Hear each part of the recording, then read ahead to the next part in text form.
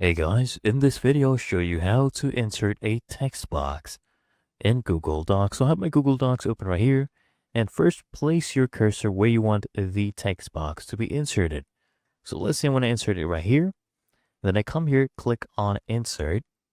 Then I want you to come here, hover over drawing and click on new. I'll explain to you why in just a second. So once we choose drawing, you see this? This is the text box option.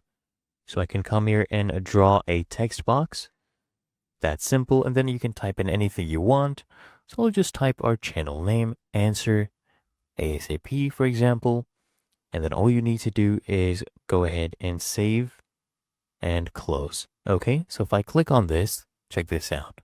Click on save and close, and we have basically inserted a text box right here.